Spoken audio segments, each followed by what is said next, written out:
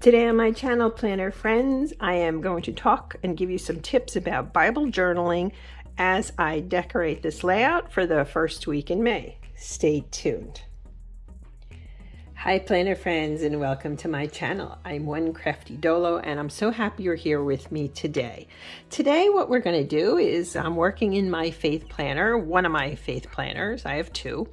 So let's get started. While I'm decorating, I'm going to talk to you about ways to approach Bible study, Bible journaling, and in the comments below, I'll try to link some resources. So hopefully that can get you started. First off, thank you. Thank you for being here. Thank you for taking time and spending your valuable time, because goodness knows that's the commodity that's most precious, time. So thank you for spending time with me. If you're new, you're welcome to subscribe, tap the notification bell. On Sundays, it's all about, I have a cup of tea up here. It's tea, journaling, and Jesus. So let's go to it. This is my A5, very inexpensive Carpe Diem A5 binder. I believe right now they're like $10 maybe on the site. Well worth it. These are all elements I created before and I put them back in here. Originally, I was giving thought to redoing this for May. Not going to do it. I'll redo everything in June, but I keep these. They were from last year, I guess, and I save all of this, and I'll save this, and I created this out of a stencil. That's what I do. Now, I move things around in here. I did a flip through of April, and I did a flip through of the whole year. I finished my entire first study, and I'm so proud of that. I moved this. This is my Lenten booklet that I created and loved, but I'm putting that away because we're in a new season, in a new growing season. I put my March inserts, and what I do is I look at the calendar and I count. So I counted out how many weeks I need, and so here we go.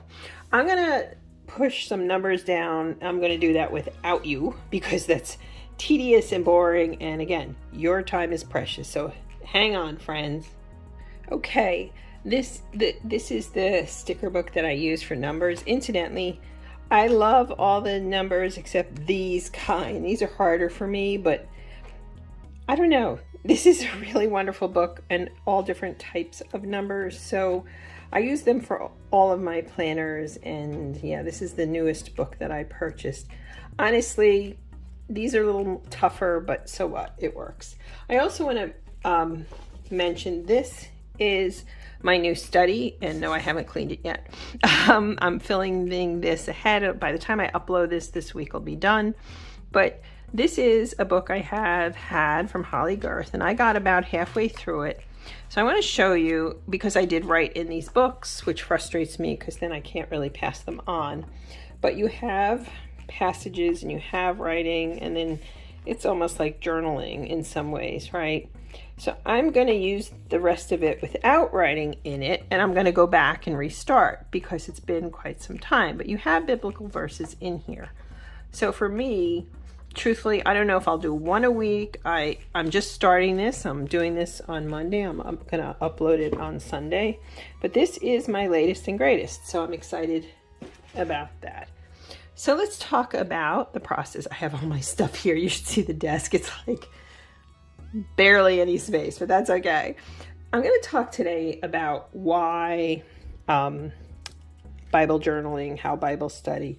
I also want to show you, I found these elements. This is from some items my mom kindly gifted me. They're more for memory keeping, some of them, so I took those out and I just added these. I mean, really, you know, I just think they're so cute. But anyway, I'll see if I get them in here. So let's have some fun. My daubers are from scrapbook.com. I buy them, and I buy these so I can get, you know, all the new. I just replaced, I threw out a whole bunch of old ones, and so I'm saving. I have some new ones that I've started to use over here. So let's do the thing, shall we? I feel like I want to go bright, and so I think I'm actually going to start with yellow. I don't know why, but I'm going to start with yellow. I had to pause because for some reason there was a racket outside my door, my window. Bunch of industrial vehicles going down the street. Great. Timing is everything. So you do not have to purchase anything fancy or spend a lot of money on Bible study and Bible journaling. One way you can do it is you can purchase books like I do and then flesh them out in a separate notebook. Why I do that is because this process of creating, before I even write anything down, believe it or not, what I discovered, this keeps me accountable. I'm taking my time, my energy, and I'm putting it into this process before I crack open a Bible, before I read a verse. I've already done this and created. So I've already invested in this process. Does that make sense to you? It certainly does to me. I have taken this and looked at it and thought about it. And I'm like, well, I finally finished that full year. How did I? What did I? And that's what I realized. That by engaging myself creatively before I even sit down to write a thing, I've already put time and energy into it, and I'm there. I'm already halfway there. So you may not think you're creative. I didn't think I was creative, and yet I'm doing this regularly, and I'm so excited with how it's turning out. I mean, I can't stress this enough. I just grabbed this screen. By setting this up ahead of time and by doing this and using the things I've purchased, so it's psychological. I'm using things I purchased. I set it up in advance. I make it pretty. By the time I sit down to write in it, I'm already really happily invested. And I know that may come across in a negative way. Hear me out. You may say, and you wouldn't be wrong, well, gee, you're investing in your faith. You're investing in God. What are you talking about? But what I'm telling you is, unfortunately, we are not cloistered monks. We are not cloistered nuns. Therefore, life gets in the way.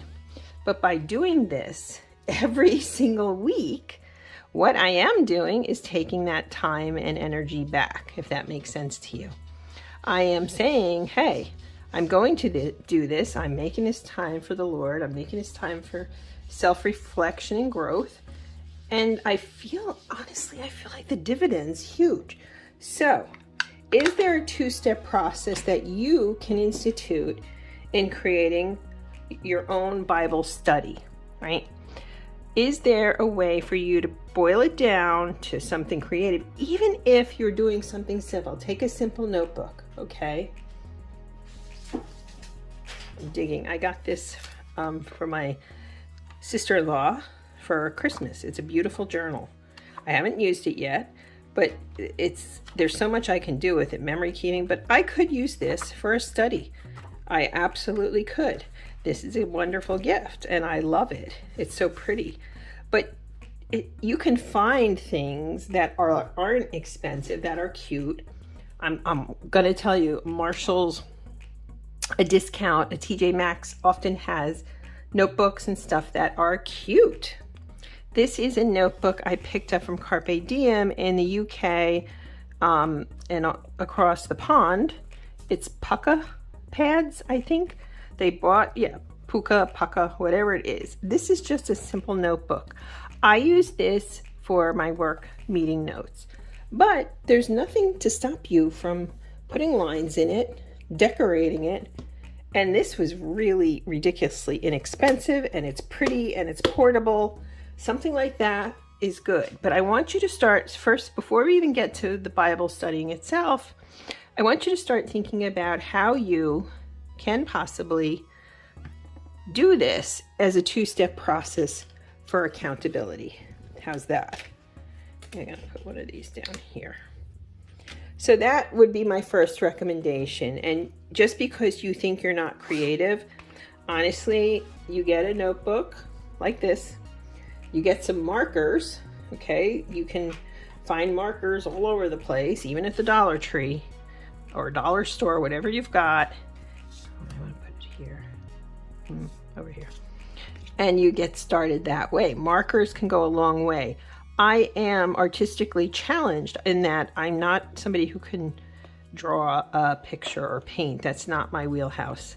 So, but this I can do. And so that's partially why I do this, because I know my strengths and I'm learning my strengths by doing this. This is kind of like on the video training, if you will. So first off, create a two-step process in some way. Secondly, and this may extend into another video, so I'm just going to warn you, I don't know that I'm going to make this too long. I want to add, maybe we'll add some butterflies and some flowers. What do you think? I'm just going through all, here, let me show you what I've got here. I've got all these, I picked these up, believe it or not, I picked these up used online. Aren't they great? They're really cute. What I would suggest is, okay, let me back up.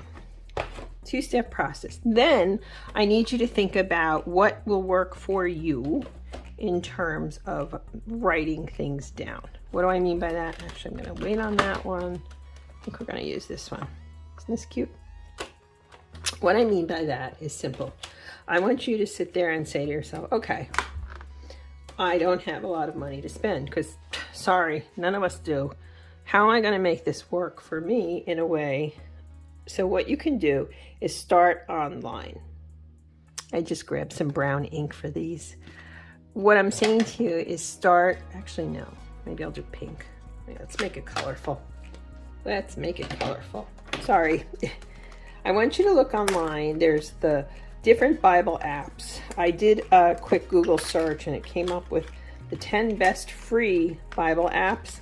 The only caution I have there is depending on what faith you're in terms of your denomination, or if you're Catholic, it may be a little different. Not bad, just different. So you need to consider that, right? Look online, and then you can please create your own study. How do I do that, you ask? Well, I think we'll probably get into that more in another video, but yes, you can do it for free. You don't have to buy books like I do. I do that in part for the accountability, and I don't feel that I know enough scripture to do it myself. That doesn't mean you can't. I'm going to show you an example if I could pull this out, Lord. Nope, that's not it. Here we go. Okay. I finished this one as well. I should do a video on this. The Sermon on the Mount. Okay, this was from the Daily Grace Co., and it was all about that Sermon on the Mount. It provided a lot of context, and I really took months, I'm not kidding you, months to flesh it out. I'm glad I did that. However, what I would say is you can look up these Bible verses, scripture, online. You can target it. You can say, okay, I'm going to do a deep dive into the Gospel of Matthew, or I'm going to go through all the Gospels and then find, for me, I'm Protestant, I'm Lutheran, so what in there appeals to me in my own way of doing these things, right? So I looked up some Lutheran Bible studies. True Confessions, they hadn't updated them since like 2018. I mean, seriously. But I did look at the official site. So where else can I go? What else can I find in that vein? You see what I'm saying? There's ways to do this.